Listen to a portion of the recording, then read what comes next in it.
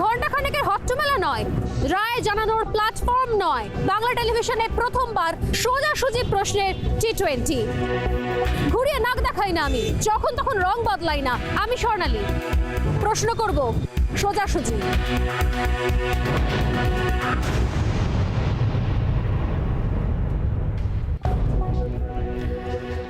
আমরা সংবাদ মাধ্যম হচ্ছে গণতন্ত্রের চতুর্থ স্তম্ভ। বিভিন্ন সময় বিভিন্ন খবর দেখানো, বিভিন্ন বিষয় নিয়ে সংবাদ মাধ্যম এই গণতন্ত্রের চতুর্থ স্তম্ভের উপর বিভিন্ন আঘাত আসে। কিন্তু যে বিষয়ের নিয়ে আজকে কথা বলতে শুরু করছি সেখানে গণতন্ত্র খুব প্রাসঙ্গিক, কারণ গণতন্ত্র আসলে এমন একটা শব্দ যেটা খানিকটা বাইসাইকেলের মতো, যার দুটো চাকা, একটা সরকার আর একটা বিরোধী।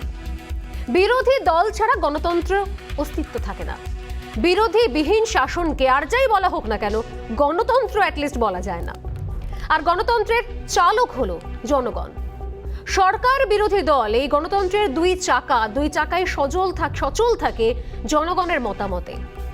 বর্তমানে আমাদের রাজ্যে সেই দ্বিতীয় চাকাটা, অর্থাৎ গণতন্ত্রের দ্বিতীয় চাকা বিরোধী, বিকল হয়ে গিয়েছে। বিকল হওয়ার জোগাড় কার্যত, কারণ রাজ্যের প্রধান বিরোধী দল, যা বিগত কয়েক বছরে প্রধান বিরোধী দলের তকমা পেয়েছে, অর্থাৎ বিজেপি, গোষ্ঠী কোন্দল, কাদা ছোড়াছুড়ি, একে অপরের বিরুদ্ধে প্রকাশ্যে কুৎসা, কটাক্ষ এবং মাত্রা জ্ঞানহীন ভাষা প্রয়োগ, সবকিছুতে এমন একটা জায়গায় চলে গিয়েছে তাকে শুধু কোন্দল বললে হয়তো কম বলা হবে। একেবারে সম্মুখ সংঘাত, তার একটা আবহ তৈরি হয়েছে। দলের অন্দরে অবিশ্বাসের বাতাবরণ। নির্বাচনের আগে ঠিক এক ঝাঁক যেরকম মাছ, বা বলা ভালো বিজেপির দলের ভাষাতেই নতুন ছাল গাছের লাগার জন্য কোথাও চলে এসেছিল, তারা আবার ঠিক এক এক করে টুপটাপ খসে পড়ছেন। শীতের আবহাওয়ার মধ্যে যেরকম শুকনো পাতা কোথাও খসে যায়, সেরকম যারা খুব দ্রুততার সঙ্গে এসেছিলেন তারা ঠিক ততটাই দ্রুততার সঙ্গে চলেও যাচ্ছেন। আর মাঝখানে কি পড়ে থাকছে? মাঝখানে পড়ে থাকছে নিজেদের মধ্যে কাদা ছোড়াছুড়ি। কোথাও কোনো দলীয় ঐক্যের ছাপ নেই। একদিকে তথাগত রায়, অন্যদিকে দিলীপ ঘোষ। বাগযুদ্ধে নেমে পড়েছেন বিজেপির দুই অভিজ্ঞ বর্ষীয়ান নেতা। প্রথমে বিধানসভা ভোটে আশানুরূপ ফল না হয়, তারপর উপনির্বাচনে বিজেপির ভরাডুবি। আর এই সুযোগেরই হয়তো অপেক্ষায় ছিলেন বিজেপির বর্ষীয়ান নেতা তথাগত রায়। যেরকম তিনি গতকালও বলেছেন যে নির্বাচনের আগে একটা শব্দ খরচ করিনি, নির্বাচন হয়ে গেছে, অনেকটা দেখে নিয়েছেন, এরপর তিনি তার বাছা শব্দ প্রয়োগ করে তোপ দাগছেন নিজের দলের আরো একাংশের বিরুদ্ধে, নেতৃত্বের বিরুদ্ধে। গতকালই রিপাবলিক বাংলা টিভির শোয়ে যেভাবে তথাগত রায় দিলীপ ঘোষকে আক্রমণ করেছেন তা বাংলার সাম্প্রতিক রাজনীতিতে নজিরবিহীন। তথাগত সেই মন্তব্য নিয়ে দিনভর সরগরম থাকলো বাংলার রাজনীতি।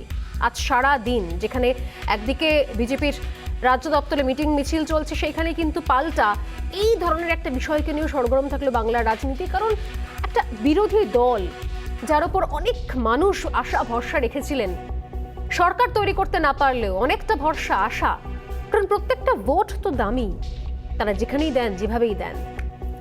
অন্যদিকে দিলীপ ঘোষও দেখলাম আমরা যে পাল্টা মন্তব্য করলেন। তিনি তথাগত রায়কে দল ছাড়ার পরামর্শও দিলেন, যদিও সেই পরামর্শ প্রত্যাখ্যান করলেন আবার তথাগত।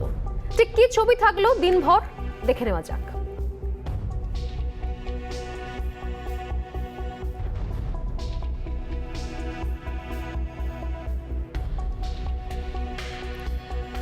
সেই ছবি আমরা দেখব, সেই বক্তব্যগুলো শুনবো। তার আগে অন্য একটা ছবিও দেখাই যে অন্যদিক থেকে গতকালই দল ছাড়ার সময় বিজেপির রাজ্য নেতৃত্বের বিরুদ্ধে ক্ষোভ উগরে দিয়েছেন জয় ব্যানার্জিও। সেটিও একটা বড় অস্বস্তির কারণ এই মুহূর্তে রাজ্য বিজেপির সামনে। সব মিলিয়ে এই মুহূর্তে প্রবল অস্বস্তি, অবিশ্বাস, কোন্দল, দ্বন্দ্বের আবহ এখন রাজ্য বিজেপির ভেতরে। আর এখানেই প্রশ্ন উঠছে যে বাংলার বর্তমান সময় খাতায় কলমে বিরোধী শক্তি বিজেপির কি ভবিষ্যৎ, বা বলা ভালো বিরোধী শক্তির কি ভবিষ্যৎ?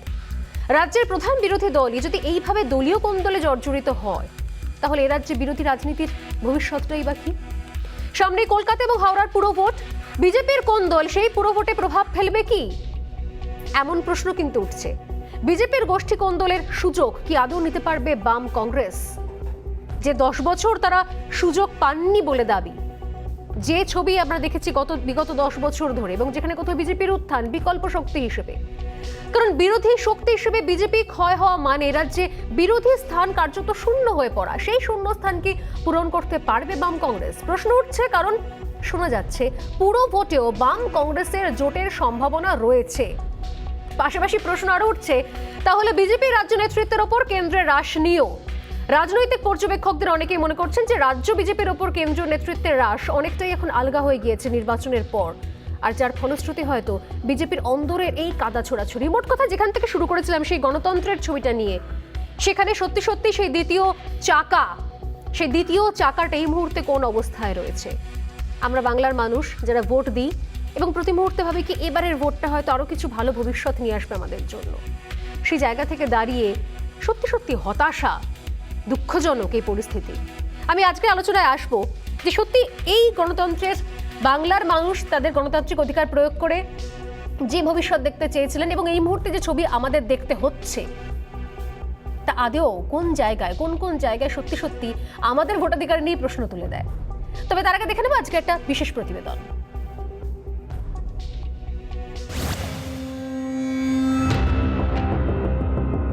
কোন্দলের কাদায় মাখামাখি পদ্ম, রাজ্য বিজেপি ছন্নছাড়া, একের পর এক নির্বাচনে ভরাডুবি, তারপর বিজেপির অন্দরে তীব্র সংঘাত।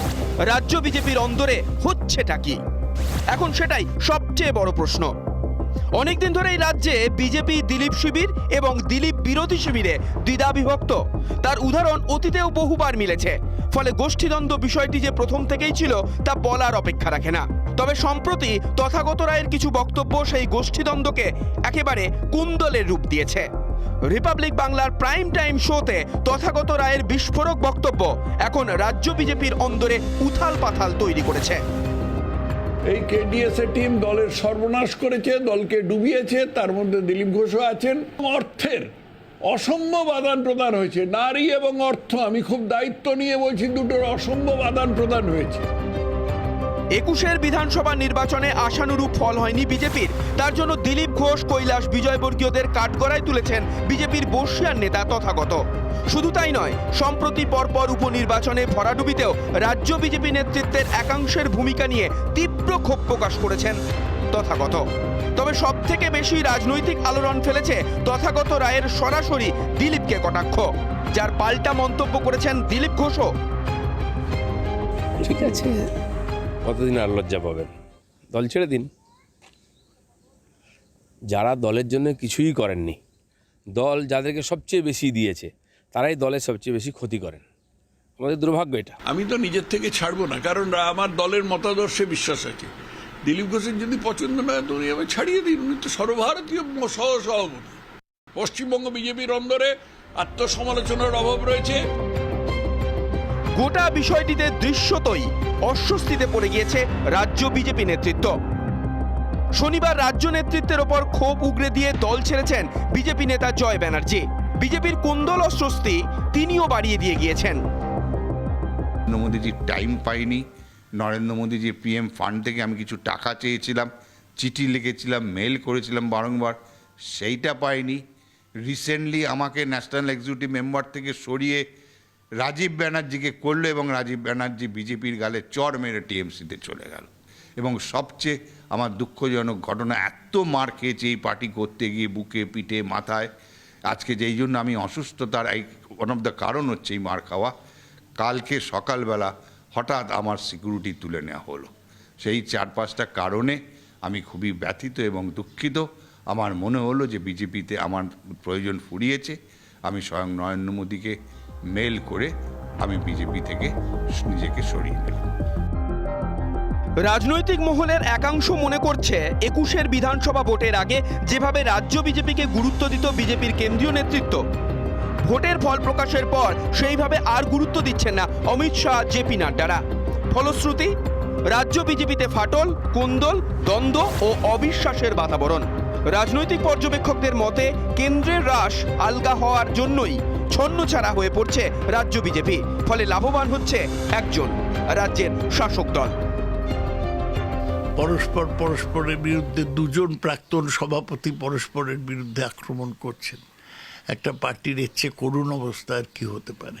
আবার একজন যাকে ওরা বলছেন যে তিনি শৃঙ্খলা ভাঙছেন, দলের সাহস নেই তার বিরুদ্ধে ব্যবস্থা নেবার। সুতরাং খুব প্যাথেটিক, করুণ অবস্থা বিজেপির। গণতন্ত্রে বিরোধীরা হলেন অবিচ্ছেদ্য অংশ। পশ্চিমবঙ্গে বাম কংগ্রেসের সরকারিভাবে বিরোধী দলের তকমা হারানোর পর বিজেপি একমাত্র ছিল শাসকের প্রতিপক্ষ। প্রশ্ন এখানেই, এইভাবে যদি প্রধান বিরোধী দলের অন্দরে পরস্পরের কান টানাটানি চলে, তাহলে এ রাজ্যে বিরোধী রাজনীতির ভবিষ্যৎ ঠিক কি? পাশাপাশি আরও একটি বিষয় সামনে আসছে। সূত্রের খবর, পুরো ভোটে বাম কংগ্রেস জোট হওয়ার সম্ভাবনা তৈরি হয়েছে। দুপক্ষের আলোচনা নতুন করে শুরু হওয়ার সম্ভাবনা দেখা দিয়েছে, যদিও সরাসরি এ বিষয়ে হ্যাঁ বা না এ উত্তর দিচ্ছেন না কংগ্রেস বাম দুপক্ষই। ফলে জোটের সম্ভাবনা কিন্তু জিইয়ে রাখছে দুই দল। এখনো পর্যন্ত বামেদের সঙ্গে আমাদের কোনো অফিসিয়াল আলোচনা শুরু হয়নি। পুরো ভোটের ব্যাপারেতে আগে একটা সভা হয়েছিল, তার থেকে বলা হয়েছে প্রাথমিক প্রস্তুতি করতে। এবার নির্দিষ্টভাবে সভা হবে, যা সিদ্ধান্ত হবে আমরা জানিয়ে দেব। সামনে কলকাতা হাওড়ায় পুরো ভোট, রাজ্যে গোষ্ঠী কোন্দলে বিভাজিত বিজেপি। এমন অবস্থায় পুরো ভোটে বাম কংগ্রেস কি ছাপ ফেলতে পারবে? বিজেপির দলীয় কোন্দলের সুযোগ কি নিতে পারবে বাম এবং কংগ্রেস? প্রশ্ন রাজনৈতিক মহলের একাংশের। রিপাবলিক বাংলা। যে তিনটে প্রশ্ন নিয়ে আমি দ্রুত আলোচনায় শুরু করব সেই তিনটে প্রশ্নের দিকে নজর রাখি। প্রথম প্রশ্ন আজকে, লাগামহীন গোষ্ঠী কোন্দলে ছন্নছাড়া বিজেপি।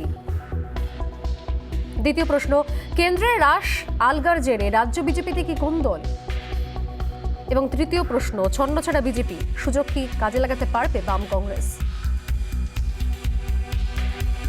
যারা রয়েছেন আমাদের সঙ্গে এই মুহূর্তে রয়েছেন বিজেপি মুখপাত্র রাজর্ষি লাহিড়ী, রয়েছেন তৃণমূল কংগ্রেসের মুখপাত্র সুদীপ রাহা, রয়েছেন সিপিএম নেতা শতরূপ ঘোষ এবং রয়েছেন কংগ্রেস মুখপাত্র সন্দীপা চক্রবর্তী। প্রত্যেককে স্বাগত রিপাবলিক বাংলা এবং আমার সোজাসুজি স্বর্ণালী। রাজ্যের আমি শুরুতেই বলছিলাম যে গণতন্ত্র এবং দুটো চাকা, বাইসাইকেলের দুটো চাকা, একটা চাকা বিরোধী, একটা চাকা শাসক দল, এবং অনেক আশা প্রত্যাশা নিয়ে মানুষ যেরকম শাসক দল নির্বাচিত করেন সেরকম কোথাও বোধহয় বিরোধীও নির্বাচিত করেন। সেই জায়গা থেকে দাঁড়িয়ে বর্তমান বিরোধীদের যে ছবি, যে ভয়ঙ্কর ছবি, প্রত্যেক মুহূর্তে কাদা ছোড়াছড়ি, তার বিরুদ্ধে কটাক্ষ, কটু মন্তব্য, রাশ লাগামহীন ভাষা প্রয়োগ, সোশ্যাল প্ল্যাটফর্মকে ব্যবহার করে, সেই জায়গায় দাঁড়িয়ে কি মনে হয় সত্যি সত্যি সামনে পুরো ভোট আসছে, সম্ভাবনা রয়েছে একটা শতরূপ যে আরও একবার জোট করার? তো সেই জায়গা থেকে দাঁড়িয়ে কি মনে হয় যে তাহলে আরও একবার কোথাও দরজা খুলে গেল, আর একবার কোথাও রাস্তা তৈরি হয়ে রয়েছে? কি বলবেন? আপনাকে একটা কথা বলি স্বর্ণালী, ধরুন কয়েক মাস আগেকার ঘটনা দেখুন, বিধানসভা ভোটের ফলাফল বেরোলো, তার 2 সপ্তাহের মধ্যে রাজ্যের 4 জন বর্তমান অথবা প্রাক্তন মন্ত্রী তারা গ্রেপ্তার হলেন চুরির অভিযোগে।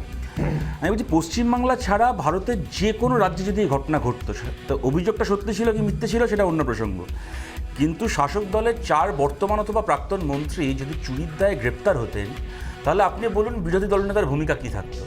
আর আমাদের রাজ্যের ক্ষেত্রে আপনি নিশ্চয়ই আমার সঙ্গে একমত হবেন, বিরোধী দলনেতা কেউ কোনদিন খুঁজে পাওয়া গেল না। কারণটা কি? কারণটা যে অভিযোগে এনারা এই 4 জন গ্রেপ্তার হয়েছেন সেই অভিযোগে 5 নম্বর নাম স্বয়ং বিরোধী দলনেতার। আমি আপনার প্রশ্নের উত্তরে কেন এই ঘটনাটা বললাম, দেখুন আপনি বিরোধীরা তাদের ভূমিকা পালন করতে ব্যর্থ। প্রথমে আপনি যে কেন ব্যর্থ এবং ব্যর্থ হওয়াটাই কেন স্বাভাবিক, দেখুন আপনি একটা অত্যন্ত সঠিক কথা বলেছেন যে গণতন্ত্রে যেমন শাসক থাকবে তেমন বিরোধী থাকবেই। whether someone likes it or not, বিরোধী একজন থাকবেই। সেটাই সুস্থ গণতন্ত্রের লক্ষ্য। বিরোধিতাটা হবে কোন ইস্যুতে?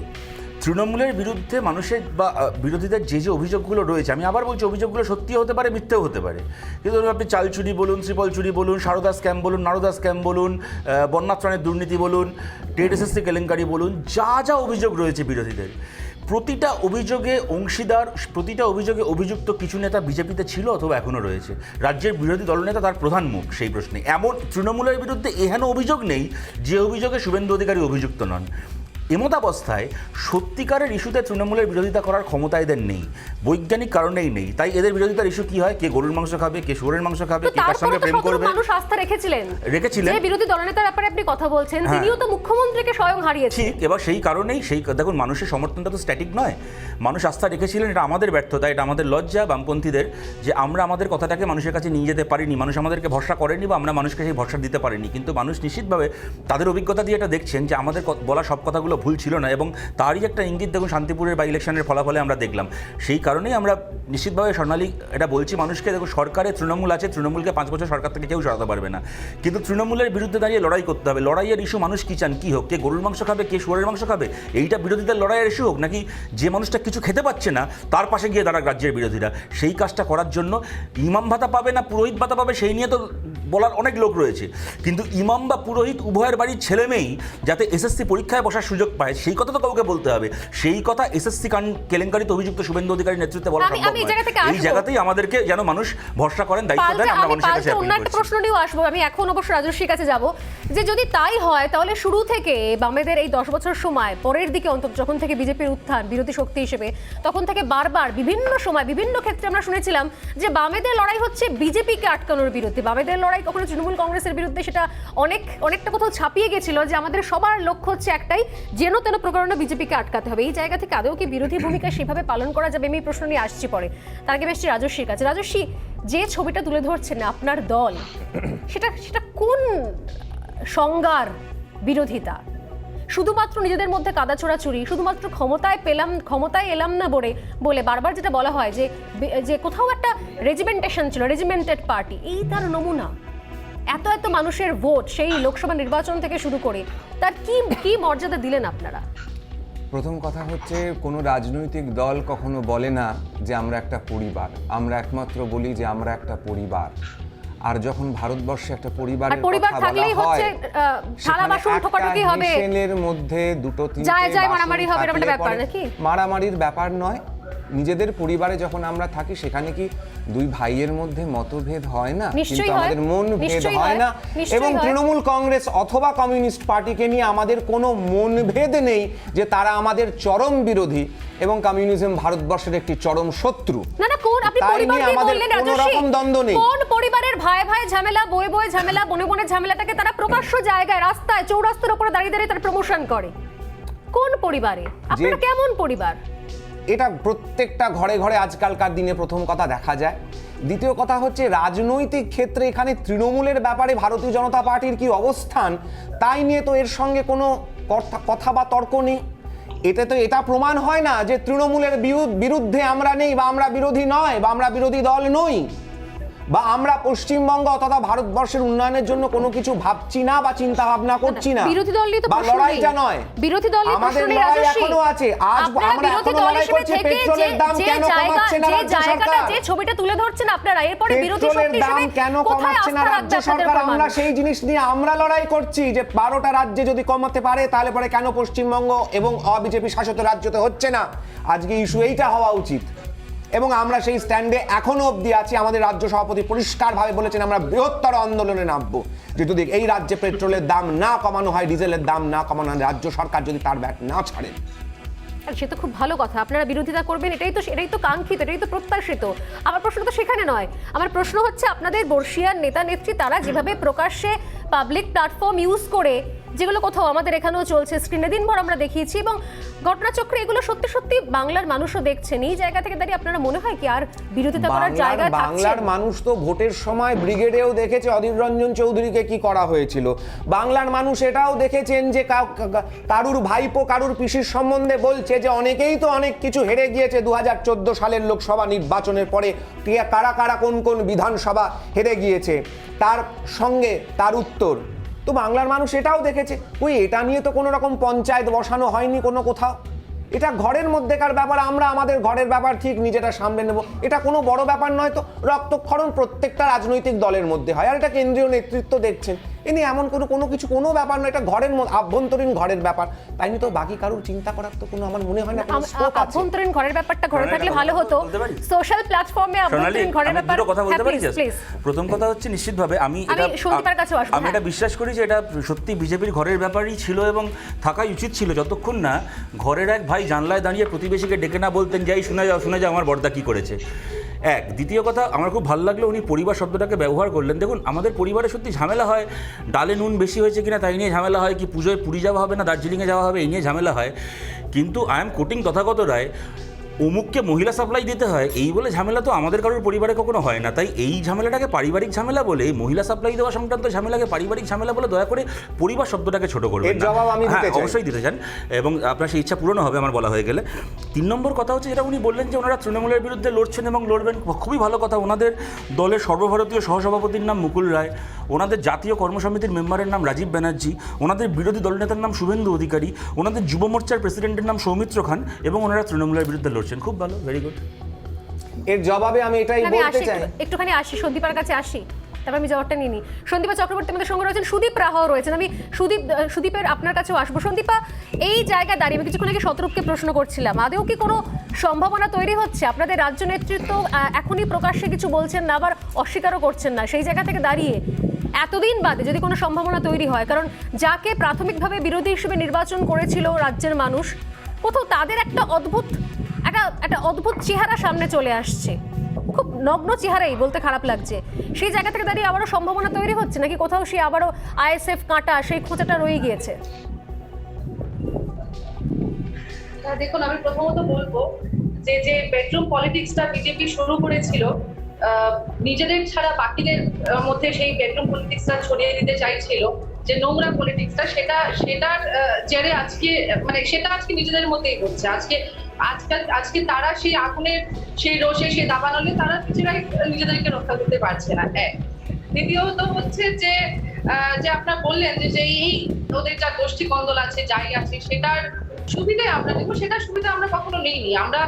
আমরা আগে দল বদলের সুবিধাও নিইনি আমরা, এবং আমরা কখনো সেটা রেজিস্টার মেনটেন করে নিই কখনোই, যে এই দল থেকে ওই দলে কবে কে যাবে, এই দল থেকে ওই দলে কে যাবে, আমরা সেটা কখনো দেখিনি। আমরা মানুষের ইস্যু নিয়ে কথা বলেছি, যে কোর ইস্যুস গুলো আছে সমাজে সেগুলো নিয়ে আমরা কথা বলেছি, এবং আমার দলের প্রতি আমার আস্থা আছে যে আমরা কখনোই বিজেপির এই যে বেডরুম পলিটিক্সটা তারা নিজেদের মধ্যেই করছে আজকে দাঁড়িয়ে, সেটা আমরা কখনোই নিব না। অত নিম্নতম। কিন্তু সন্দীপা, আপনারা মানুষের ইস্যু নিয়ে কথা বললেও মানুষ তাদের ইস্যু নিয়ে কথা বলার উপর ভরসা রাখেনি, এমনকি আপনারা যে মহাজোট তৈরি করেছিলেন তার উপর ভরসা রাখেনি। না, ভরসা রাখেনি সেটা বলবো না, আমরাও ভোট পেয়েছি, এরকম না যে আমরা একটি ভোটও পাইনি। একটি ভোটও যদি আমরা সেই সব ইস্যু, যে সাম্প্রদায়িক ইস্যু, যে ইস্যুগুলো নিয়ে বিজেপি এবং তৃণমূল দল লড়াই করেছিল, একটি ভোটও যদি আমরা পেয়ে থাকি তাতেও আমাদের সাফল্য এক। দ্বিতীয় কথা হচ্ছে যে দেখুন, আমরা যারা আমাদেরকে ভোট দিয়েছে বা আমরা যারা কোর ইস্যুস গুলো নিয়ে কথা বলেছি, সামাজিক ইস্যুস গুলো নিয়ে কথা বলেছি, আমরা হয়ে গেছি দুটো সাম্প্রদায়িক অশুভশক্তির ভিকটিম, আমরা শিকার হয়ে গেছি, মেরুকরণের শিকার হয়েছি আমরা। সেদিক থেকে আমরা জানি সেটা। আমি আসছি সন্দীপ আপনার কাছে, আপনার কথা শুনতে একটু অসুবিধা হচ্ছে, আমি আসছি আপনার কাছে। সাম্প্রদায়িক ইস্যু নিয়ে আপনারা লড়াই করেছিলেন, মহাজোট করেছিলেন, তাও আবার আইএসএফ এর মতো একটি দলের সঙ্গে, এখানেও বোধহয় আমার মনে হয় এই জায়গা থেকে হয়তো অনেক প্রশ্ন থেকে যাবে। আমি আসছি সে বিষয়ে, আমি সুদীপের কাছে আসি। সুদীপ, যে এই মুহূর্তে যে অবস্থা রাজ্যের প্রধান বিরোধী দলের, যে ছন্নছাড়া অবস্থা, সেই জায়গা থেকে দাঁড়িয়ে কোথাও কি মনে হয় তাহলে যখন বিরোধীরা দ্বিতীয় শক্তি হিসেবে উঠে আসছিল, সেই সময় যেগুলো দরকার হয়েছিল, কাটমানি থেকে শুরু করে দিদিকে বলো প্রকল্প থেকে শুরু করে, এই প্রকল্পগুলো আস্তে আস্তে প্রয়োজনীয়তা ফুরিয়ে যাচ্ছে, আস্তে আস্তে কোথাও বিরোধীবিহীন একটা রাজনীতির রাস্তা তৈরি হচ্ছে, আরো বেশি মজবুত হচ্ছে শাসক দল, এবং আর এই ধরনের প্রকল্পের দরকার পড়বে না, কাটমানির নিয়ে তদন্তের দরকার পড়বে না, দিদিকে বলো প্রকল্পের দরকার পড়বে না, মনে হচ্ছে সুদীপ? না, আমি তোমার বক্তব্যের দ্বিতীয় অংশটাই আসছি। তার আগে আমি প্রথমে বলবো, তোমরা যেটাকে গোষ্ঠী কন্দল বলছো, আমি সেটাকে বলছি গোয়ালে গন্ডগোল। এখন গোয়ালের গন্ডগোল, সেটা সম্পূর্ণ সেই গোয়ালের ব্যাপার, সেটা নিয়ে অন্য রাজনৈতিক দল হিসেবে আমার মজা দেখা ছাড়া অন্য কিছু বিশেষত করার নেই। আর 2 নম্বর কথা হচ্ছে যে এখানে যে বিজেপি পুরনো যারা বিজেপি কর্মী, তারা কিন্তু আজকে হতাশ। তার কারণ আজকে তৃণমূল কংগ্রেস থেকে যে নেতা দুর্নীতিতে অভিযুক্ত, যাকে প্রকাশ্যে হাতে টাকা নিতে দেখা গেছে, সেই নেতাকে আজকে ওরা বিরোধী দল নেতা দিচ্ছে। সুতরাং এটা তো হওয়ারই ছিল। ভারতীয় জনতা পার্টি আজকে বড় জোকার পার্টিতে পরিণত হচ্ছে। এটাতে বাংলার মানুষ মজা পাচ্ছে না। আজকে বিজেপি পার্টিটা অন্যান্য রাজনৈতিক দলের মতোই কমিক রিলিফে পরিণত হচ্ছে। আমি এটা নিয়ে বিশেষ সেই রিলিফ কি শাসক দলের জন্য? সেই রিলিফ কি শাসক দলের জন্য? শাসক দল তো বিরোধীদের ক্ষেত্রে বিরোধী রাজনীতিতে খুব একটা বিশ্বাসী ছিল না তো।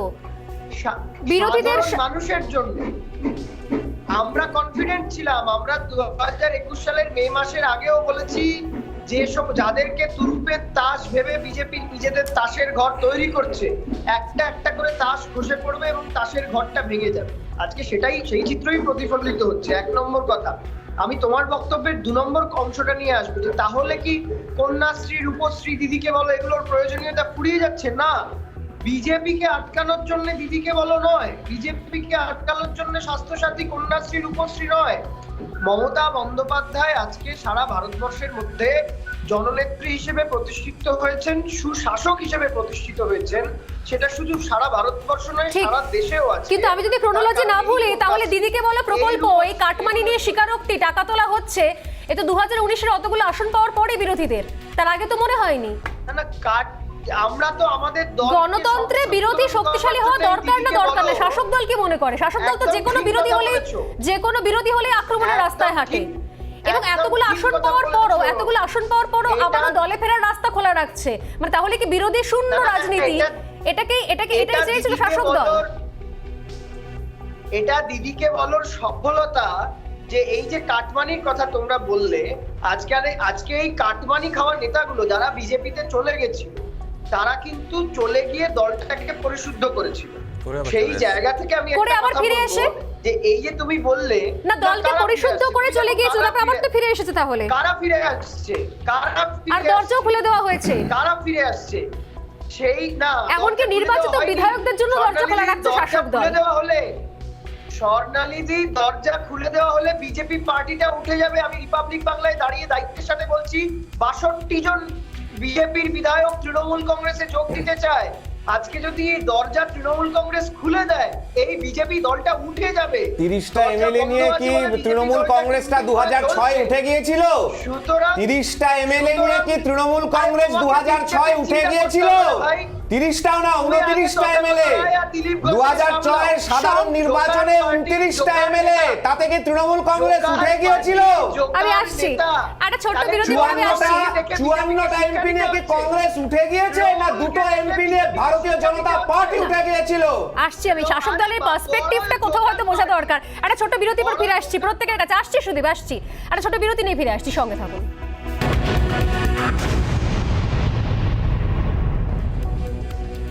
ফিরে এলাম বিরতির পর। যে বিষয় নিয়ে আমরা কথা বলছিলাম, আমাদের সঙ্গে রয়েছেন স্টুডিওতে রাজর্ষী লাহিড়ী, শতরূপ, এবং আমাদের সঙ্গে রয়েছেন এছাড়াও সুদীপ রাহা এবং সন্দীপা। প্রত্যেকের কাছে আসছিলাম, তবে যে বিষয় নিয়ে শুরু করছিলাম কোথাও, যে তাহলে আসল ছবিটা কোন জায়গায় দেখা যাচ্ছে, যে এবং একই সঙ্গে যে প্রশ্নগুলো উঠে যাচ্ছে, তাহলে বিরোধীর জায়গাটা কি আস্তে আস্তে অনেক হালকা হতে শুরু করছে? ভাঙন শুরু হয়েছে সেখানে, যে ছবি স্পষ্ট হচ্ছে ক্রমাগত। আর সেই ভাঙনে আদৌ কি নিজেদের জায়গা ধরে রাখতে পারবে, বা সেই জায়গাতে ফিরে আসার কোনো সম্ভাবনা রয়েছে বাম কংগ্রেস জোটের, যে জোটের সম্ভাবনা আসছে? আমি আসবই আলোচনায়, তবে কিছুক্ষণ আগে আমি সন্দীপা এবং সুদীপ রাহার সঙ্গে কথা বলছিলাম, সেই জায়গা থেকে ফিরে আসবো স্টুডিওতে। রাজর্ষী এবং শতরূপ রয়েছে। রাজর্ষী কিছু বলতে চাইছিলেন? আমি শতরূপদার প্রশ্নের কিছু জবাবটা দেওয়ার চাইছিলাম। 1967 সাল কমিউনিস্ট পার্টির মন্ত্রিসভায় বিপ্লবী বাংলা কংগ্রেসের অজয় মুখার্জি মুখ্যমন্ত্রী উঠে দাঁড়িয়ে মুখ্যমন্ত্রী বলছেন অসভ্য বর্বরদের সরকার চলছে। পরবর্তীকালে মুখ্যমন্ত্রী বুদ্ধদেব ভট্টাচার্য, তার আগে তিনি সংস্কৃতির মন্ত্রী, সেই অবস্থায় তিনি উঠে দাঁড়িয়ে বলছেন চোরেদের মন্ত্রিসভা চলছে। শুধু দুটো কথা আমি স্মরণ করিয়ে দিলাম, যে আমাদের পরিবারে কোনোদিন এরকম ঘটনা ঘটেনি উনি বলছিলেন। আমি সেটুকু শুধু স্মরণ করে দিলাম। দুজনেই কিন্তু মুখ্যমন্ত্রী এবং সরকারের কথা বলছেন। না, আমি নারী পাচারটা কারা করেছিল? রাজর্ষী বাবু, অর্থ পাচার আর নারী পাচারটা কারা করেছিল? সেটা বরঞ্চ আপনি আপনার অভিষেক ব্যানার্জিকে জিজ্ঞাসা করে দেখতে পারেন, এর জবাবটা পেয়ে যাবেন। আমার অভিষেক ব্যানার্জি নয়, আপনার তথাগত রায় বলছে দিলীপ ঘোষ। না, আপনি বরঞ্চ অভিষেক ব্যানার্জিকে প্রশ্নটা করে দেখবেন, তাহলে পরেই পেয়ে যাবেন যে অর্থটা কে পাচার করেছিল, নারীটা কে পাচার করেছিল। বললে উত্তর দিতাম। আপনি তো বললাম তো, আপনি সেই প্রশ্নটা করে নেবেন, সেটা অভিষেক বন্দ্যোপাধ্যায়কে প্রশ্নটা করে নেবেন। অভিষেক বন্দ্যোপাধ্যায়ের বিরুদ্ধে যে অভিযোগগুলো লেগেছিল সেগুলো যিনি করেছিলেন তার বিরুদ্ধে প্রশ্নটা করে নেবেন। কি ভট্টাচার্য জানি নামটা ছিল, কি ভট্টাচার্য জানি নামটা ছিল, কার জানি মেয়ে উনি, কোন দুজন সেলিব্রিটির মেয়ে, আমি মনে করিয়ে দেবো কি না? সেটা এখানে আপনার মনে পড়ছে না তো সেটা তাদেরকে জিজ্ঞাসা করিনি, তাহলে পরেই জানতেটা পেরে যাবে কোথায় কে আছে। কোথায় কে আছে সেটা তাহলে সেখানেই জানতে পেরে যাবে। রাজস্বী উত্তর সেখানেই। সেই বিষয় নিয়ে আমি বেচারা অন্য দল বা শাসক দল প্রত্যেকটা জায়গা তো রয়েছে, ইস্যু তো আপনার প্রত্যেকের হাতে তৃণমূল আছে। কংগ্রেসের ছাত্র পরিষদের সেই ছেলেটিকে জিজ্ঞাসা করুন না, তৃণমূল কংগ্রেসের ছাত্র পরিষদ। রাজস্বী, আমার একটা প্রশ্ন, রাজস্বী, আমার আপনার কাছে প্রশ্ন, আপনার কি মনে হয় এই সময় দাঁড়িয়ে আদৌ আবারও সেই রাশ বিরোধীর জায়গা ধরে রাখার জায়গায় রয়েছে বিজেপি, রাজ্য বিজেপি, মনে হয় সেটা? ভারতীয় জনতা পার্টি বিরোধী ধরে রাখার জায়গা সম্পূর্ণ রকম ভাবে আছে, বিরোধী সেখানেই আছে। চোর রেফারেন্স বলছিলেন যে চোরেদের মন্ত্রিসভা, এখানে তো চোর তো নিশ্চয়ই আমি অপেক্ষাই করছিলাম, কিন্তু সেই জায়গা দাঁড়িয়ে যে ভাষায় এই মুহূর্তে আক্রমণ করা হচ্ছে একে অপরকে, আমি সেই তুলনা টানতে চাই না। রাজস্বী যে কথাটা বললেন, আমি এর চেয়ে রেশনাল, এর চেয়ে বৈজ্ঞানিক কথা তো আমি শুনিনি। চোরেদের মন্ত্রিসভা, তাও আবার কি অজয় মুখার্জি এবং জ্যোতি বসু দুটো আলাদা দলে ছিলেন, বাট যাই হোক একটা জোট ছিল সেই সময়, হচ্ছে যুক্তফ্রন্ট সরকার ছিল, এটা ঠিকই। তো একটা দলের নেতা আর একটা দলের উদ্দেশ্যে বলবে অসভ্য বর্বরদের মতো আচরণ করছে, এই কথাটার মানে, এবং একই দলের নিজের এক নেতা আর এক নেতাকে বলবে যে মহিলা সাপ্লাই না করলে এই দলের টিকিট পাওয়া যায় না, দুটোর পার্সপেক্টিভ ওনার কাছে একটা। ঠিক আছে, খুবই ভালো কথা, আমি এর চেয়ে লজিক্যাল কথা এই জীবনে শুনিনি। এবং দ্বিতীয় কথা আমি বলি জর্নালি একটা জিনিস, দেখুন আমি যেটা বিজেপির ব্যাপারে যারা বলার চেষ্টা করছিলাম, দেখুন বিজেপির না এইটাই হওয়ার ছিল। আপনি দেখুন পশ্চিমবাংলা যদি দেখেন, আপনি কংগ্রেসের কিভাবে জন্ম হয়েছে বাংলায়, স্বাধীনতা আন্দোলনের আগে থেকে কংগ্রেস ছিল, স্বাধীনতার লড়াই করেছিল, পরবর্তীকালে কংগ্রেসের জন্ম হয়েছে। বামপন্থীদের ক্ষেত্রে 50-এর দশক কি তারও 40-এর দশকে তেভাগ আন্দোলন, 50-এর দশকে কৃষক আন্দোলন, তারপর ছাত্র আন্দোলন, এখানে সাংস্কৃতিক আন্দোলন, IPTA মুভমেন্ট, সেখান থেকে বামপন্থীরা তাদের জন্ম হয়ে তারা শক্তিশালী হয়েছে। তৃণমূল কংগ্রেসের ক্ষেত্রে কেউ বলতে পারে সিঙ্গুর নন্দীগ্রামের সময়কার আন্দোলন, নেতাই ইত্যাদি সময়কার আন্দোলন মমতা বন্দ্যোপাধ্যায় করেছেন, সেখান থেকে তৃণমূল শক্তিশালী হয়েছে। বিজেপির ক্ষেত্রে 2014 সালের পরে দুনিয়ার ধান্দাবাজ এক হওয়া মঞ্চ বানালেন ওনারা। 2014 সালে লোকসভায় ক্ষমতা, আপনি বলুন 2014-র আগে বিজেপি পশ্চিমবাংলায় কোন আন্দোলনটা করেছে যে আন্দোলনের জোরে আজকে বিজেপির এই বারবারন্ত 18টা MP 7টা MLA? আপনিও খুব ভালো করে জানেন, আমরা সবাই এটা খুব ভালো করে জানি যে একটা সারা দেশে একটা বিজেপির ঝড় উঠেছিল, মোদির পক্ষে একটা সমর্থন ছিল। 14-এ সারা দেশে বিজেপি ক্ষমতায় আসলো, পশ্চিমবাংলা থেকে 2জন MP জিতলেন, এবং তারপরে যে কি হলো, তারপরে তৃণমূল কংগ্রেসের কিছু নেতা তারা সিবিআই তদন্তে যুক্ত হয়ে গেল, ওরা তখন ব্ল্যাকমেল শুরু করলো। আমি শেষ করি জর্নালি, বলছেন যে বিজেপির এটা হওয়ারই ছিল, আমার বক্তব্য সিপিএম এর হওয়ারই ছিল। আপনি পাবেন, আপনি 1 মিনিট পাবেন। আমি শুনুন, সিপিআইএম 7টা বিধানসভা ভোটে, শুনুন সিপিআইএম 7টা বিধানসভা ভোটে জিতেছে। বিজেপি এখানে ওদের হাইয়েস্ট পারফরমেন্স হচ্ছে একটা বিধানসভা ভোটে 77টা সিট জিতে বিকেলবেলায় ওটা 73 হয়ে যাবে। তারপরে এখন ওনাকে জিজ্ঞেস করুন বিজেপির এখন এক্সাক্ট MLA সংখ্যা কত, উনিও বলতে পারবেন না। স্টুডিও আসার আগে একটা সংখ্যা দেখেছিলাম, স্টুডিও থেকে বেরিয়ে দেখবেন যে 2জন MLA কমে গেছে। ওটাকে কম্পেয়ার করে লাভ নেই। শুনুন, সিপিআইএম পশ্চিমবাংলায় যা করেছে আজ অব্দি, আর বিজেপি যা করেছে, এই দুটোকে আপনি 100 মাইলের মধ্যে আনতে পারবেন না। আমি এইটাই বলার চেষ্টা করছি জর্নালি। আমি লাস্ট একটা কথা বলি আপনাকে, আপনি হয়তো জানেন এটা, বা আপনি না জানলে আপনি আজকে দেখতে পারেন ইউটিউবে। আপনি তো অনন্তকাল আমায় সময় দিতে পারবেন না, আপনি প্লিজ আমাকে আমার কথাটা শেষ করতে দিন, তারপরে উনিও বলতে চাইছেন কিছু। সন্দীপও হাত তুলছেন। হ্যাঁ, আপনি দেখবেন একটা অটল বিহারী বাজপেয়ীর একটা ইন্টারভিউ এখনো পাওয়া যায় ইউটিউবে। সেই সময় যখন ওনার গভর্নমেন্ট দ্বিতীয়বার যখন 13 মাসের গভর্নমেন্ট আসলো, সেই গভর্নমেন্ট পড়ে গেল, বাজপেয়ীকে জিজ্ঞেস করা হচ্ছে একটা প্রোগ্রামে, অ্যাঙ্কার, খুব বিখ্যাত তিনি একজন অ্যাঙ্কার, জিজ্ঞেস করছেন যে আপনি অন্য দল থেকে কিছু এমপিকে তো আনতে পারতেন আপনার দলে, তারা তো আসতে চাইছিল, তাদেরকে মন্ত্রী করে আনতে পারতেন, সরকার টেকাতে পারতেন। উত্তরে বাজপেয়ী বলছেন যে যেই দিন আমি অন্য দল ভাঙিয়ে নিজের সরকার টেকাবো, সেই দিন আমি রাজনীতি ছেড়ে বানরপ্রস্থে চলে যাব। আর সেই দল করে আজকে অমিত শাহ, সেই দলের নেতা, অন্য একটা যে রাজ্যে 2টো MLA সিট জিতেছে, সেই রাজ্যে অন্য দল ভাঙিয়ে সরকার তৈরি করে বলে যে আমি জানো কই মাস্টার স্ট্রোক দিলাম। ব্যাকগ্রাউন্ড রয়েছে, সেই কারণেই হয়তো আজকে দলটা তার পরিণতি আজকে এটাই হবে।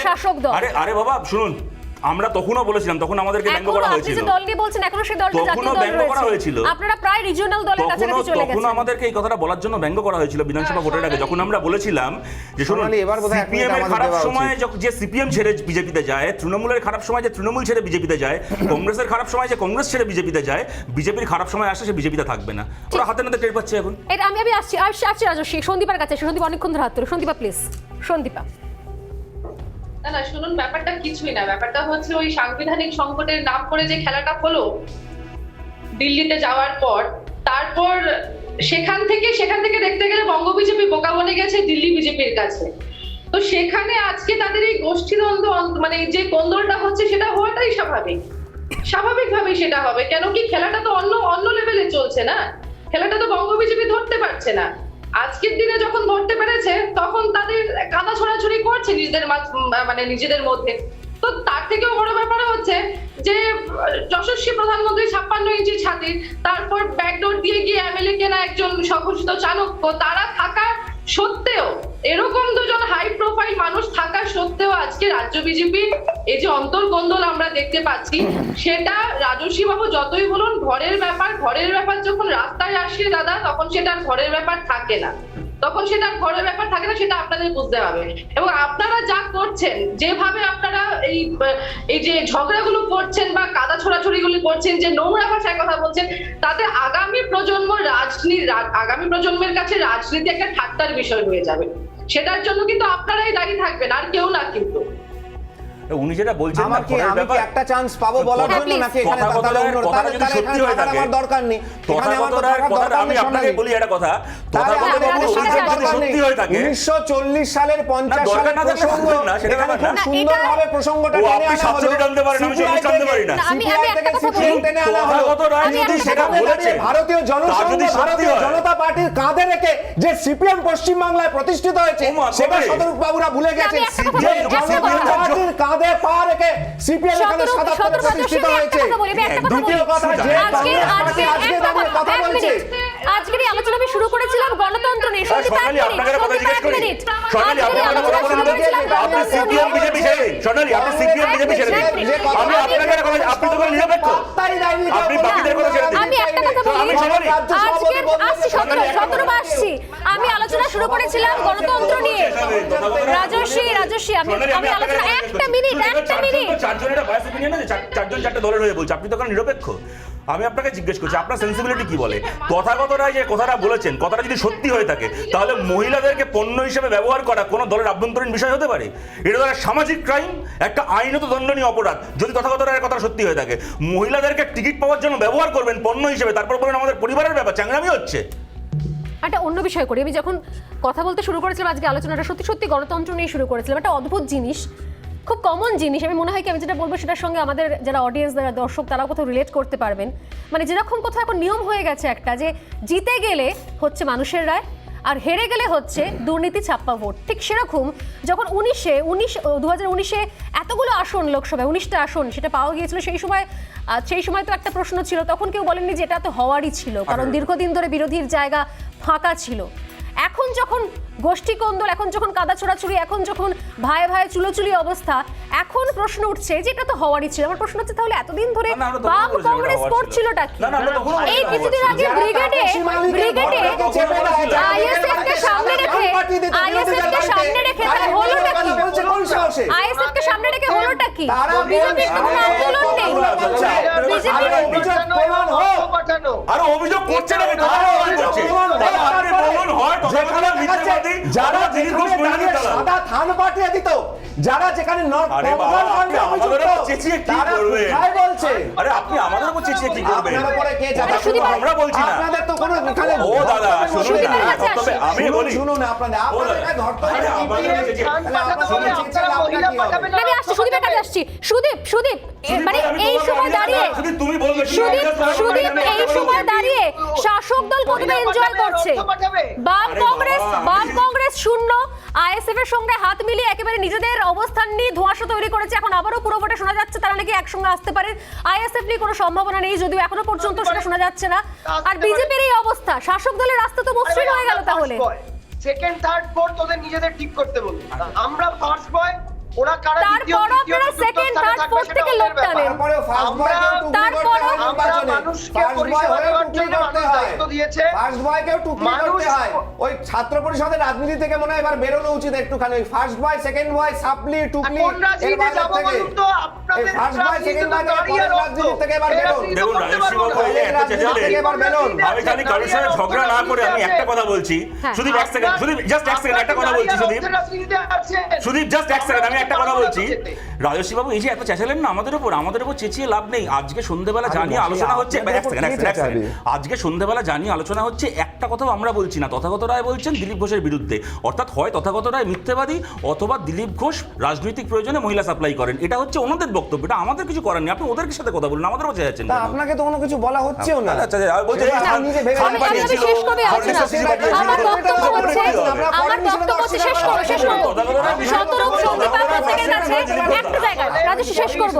আমাদের বাংলায় তাহলে কি আদেও আমাদের বাংলা এক মিনিট রাজস্বী আমাদের বাংলায় কি আদেও তাহলে বিরোধী শক্তির অস্তিত্ব থাকবে? আপনারা করুন সেটা। রাজস্বী আমাদের বাংলায় আমাদের রাজস্বী আমাদের বাংলায় কি আদেও রাজস্বী আমাদের বাংলায় কি আদৌ মনে হচ্ছে বিরোধী শক্তি সেই জায়গা থেকে অবশ্যই বিরোধী শক্তি আছে এবং ভারতীয় জনতা পার্টি সেই বিরোধী শক্তি, এ নিয়ে কোনো সন্দেহ নেই। যাদের কোনো রকম ভাবে কোনো অস্তিত্ব নেই তাদেরকে বিরোধী সন্দীপ এক লাইনে সাইনবোর্ডে পরিণত হয়েছে। বিরোধী দল কি বলবেন? রাজস্বী বাবু এতটাই ডিটারমাইন্ড কেন কি রাজস্বী বাবু জানেন যে ঘাস ফুলের পেছনে পদ্ম খেলেছে আগেও, এখনো ফুটবে পদ্ম। সেই কারণে রাজস্বী বাবু বুক থাপড়িয়ে বলতে পারছেন যে বিরোধী শক্তিতে একমাত্র বিজেপি থাকবে। দিদি আছেন তো, আর ভয় কি? সবাই মিলে জোট করছে, তাই জন্য কংগ্রেস, সিপিএম, কংগ্রেস সবাই মিলে জাতীয় স্তরে এতগুলো দল জোট করে ফেললো, আর এখানে দিলীপ ঘোষ কথা জোট করাতে পারলো না। এদের কি হবে? এদেরকে দিয়ে ধন্যবাদ। এই জায়গা থেকে আমি শেষ করছি। প্রত্যেককে অনেক ধন্যবাদ। প্রশ্নগুলো থাকলেও আগামী দিনে দেখাবো আমরা যে বিরোধীর জায়গাটা সত্যি কোন জায়গায় গিয়ে শেষ পর্যন্ত দাঁড়াচ্ছি। বাংলার মানুষ আমরা যারা নিয়ম করে প্রতিদিন সেই পুজোর অঞ্জলির মতো ভোরবেলা উঠে গিয়ে নিজেদের দামি ভোটটা দিয়ে আসি, শাসক হোক বা বিরোধীতে যাক, যে প্রান্তেই যাক না কেন, সেই ভোটগুলোর পরিণতি কোন জায়গায় দাঁড়াচ্ছে। আশা করি আগামী দিনে ভোট দেওয়ার আগে অবশ্যই এই সমীকরণগুলো, এই নগ্ন চেহারাগুলো আমাদের একবার হলে অন্তত আয়নার সামনে দাঁড় করাবে। শেষ করছি এখানেই, আর অন্য কিছু খবর নিয়ে ফিরে আসছি বিরতির পর। সঙ্গে থাকুন।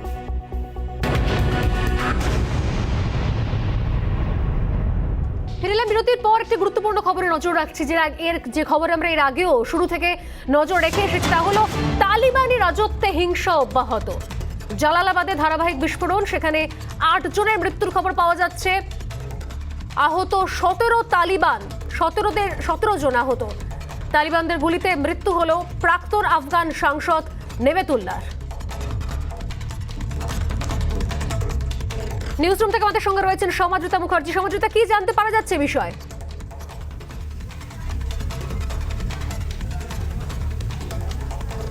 স্বর্ণালী তালিবানের রাজত্বে অরাজকতার যে ছবি প্রথম দিন থেকে আমরা দেখে আসছি, সেই ছবি এখনো পর্যন্ত একই রকম রয়ে গেছে।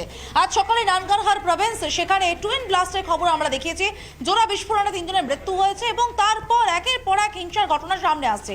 যেরকমটা তুমি বলছিলে, জালালাবাদে ধারাবাহিক বিস্ফোরণ এবং অ্যাটাক, তালিবানদের লক্ষ্য করেই অ্যাটাক করা হচ্ছে। অর্থাৎ যে ধরনের হিংসা তালিবানরা নিজেরা কায়েম করেছে, সেই একই রকম হিংসা পাল্টা প্রতিশোধ নেওয়া হচ্ছে তালিবানদের ওপরেও। সেখানে 7 জন থেকে 8 জনের মৃত্যুর খবর পাওয়া যাচ্ছে, 17 জন গুরুতর আহত, এরকমটাও জানতে পারা গিয়েছে। পাশাপাশি নেমাতুল্লাহ কথা তুমি বলছিলেন, নেমাতুল্লাহ প্রাক্তন আফগান সাংসদ ছিলেন।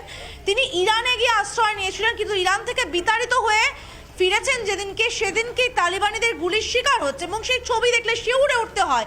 মারা গিয়েছেন নেমাতুল্লাহ, তারপরও তার মৃতদেহের উপরে নির্বিচারে গুলি চালিয়ে যাচ্ছে তালিবানিরা। কি পরিমাণ হিংস্র, কি পরিমাণ একটা হিংসাত্মক আবহ তৈরি করে রেখেছে, এর থেকেই প্রমাণ হয়। ধন্যবাদ সমাদ্রিতা। সেই ছবি আমাদের কাছে এসে পৌঁছেছে, ধারাবাহিক বিস্ফোরণের ছবিগুলো আপনারা দেখতে পাচ্ছেন। ভয়াবহ অবস্থা জালালাবাদের। তালিবানি রাজত্বে হিংসা এখনো পর্যন্ত অব্যাহত। নিঃসন্দেহে আমরা নজর রাখবো এই খবর এবং প্রতি মুহূর্তের আপডেট তুলে ধরবো। এর পাশাপাশি আরো যেরকম প্রতিদিন সোজাসুজি স্বর্ণালীতে নির্দিষ্ট গুরুত্বপূর্ণ ইস্যু ছাড়াও আরো বেশ কিছু গুরুত্বপূর্ণ খবরে নজর রাখি আমরা। তার মধ্যে অন্যতম গুরুত্বপূর্ণ হচ্ছে প্রধানমন্ত্রী গরিব কল্যাণ অন্ন যোজনার রেশন বন্ধ না করতে প্রধানমন্ত্রী নরেন্দ্র মোদীকে আজকে চিঠি তৃণমূল সাংসদ সৌগত রায়ের। সেই চিঠিতে তিনি কি উল্লেখ করেছেন? তিনি উল্লেখ করেছেন যে আগামী 6 মাস এই কেন্দ্রীয় রেশন ব্যবস্থা চালু করে রাখা হোক। কোভিড আবহে মূল্যবৃদ্ধির বাজারে স্বভাবতই অস্বস্তি বেড়েছে আম আদমিদের, এই কথা উল্লেখ করেই চিঠি লিখলেন সৌগত রায়। प्रधानमंत्री गरीब कल्याण योजना के तहत प्रधानमंत्री खाद्यान्न योजना प्रति माह 80 करोड़ नागरिकों को प्रति माह 5 किलो अन्न, चावल या गेहूं, दाल, इस प्रकार की व्यवस्था के कारण आज देश की अर्थनीति पुनः पटरी पे आने लगा है।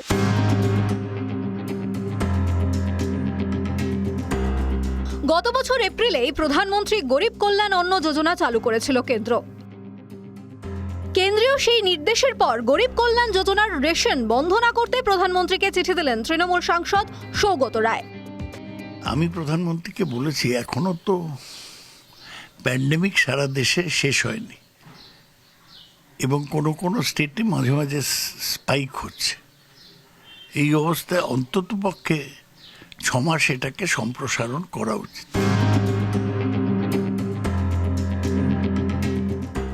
অতিবারী আবহে কেন্দ্রের এই প্রকল্প আশীর্বাদ হয়ে নেমে এসেছিল গোটা দেশে। এ রাজ্যেও গরিব মানুষকে মাসিক 2 কেজি চাল এবং 3 কেজি গম দেয়া হয়েছে এই প্রকল্পের আওতায়।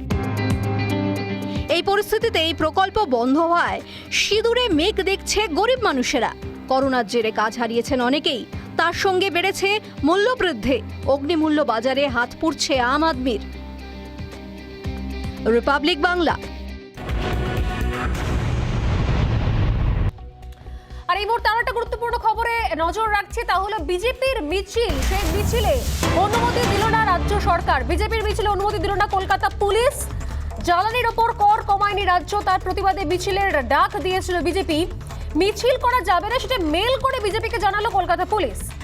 আগামীকাল রাজ্যের বিজেপির রাজ্য দপ্তর থেকে মিছিল হওয়ার কথা ছিল, যেটা কিছুক্ষণ আগেই আমাদের শোতেও কোথাও বলছিলেন বিজেপি প্রতিনিধি, যে অন্যান্য রাজ্য যেখানে জ্বালানির ওপর থেকে কর কমিয়েছে সেখানে আমাদের রাজ্য কেন কমাচ্ছেন না। এই মর্মেই কিন্তু একটা মিছিল হওয়ার কথা ছিল, কিন্তু সেই মিছিলের অনুমতি দিল না কলকাতা পুলিশ। মেল করে জানিয়ে দেওয়া হয়েছে বিজেপিকে যে কলকাতা শহরে সেই মিছিল করা যাবে না। নিউজ রুম থেকে আমাদের সঙ্গে রয়েছেন আমাদের অ্যাসিস্ট্যান্ট এডিটর ঈশান দেব চট্টোপাধ্যায়। ঈশান, কি জানতে পারা যাচ্ছে বিষয়, আর ঠিক কি মর্মে কি কারণে এই মিছিল করতে পারা যাবে না কলকাতা পুলিশ আর কি জানাচ্ছে?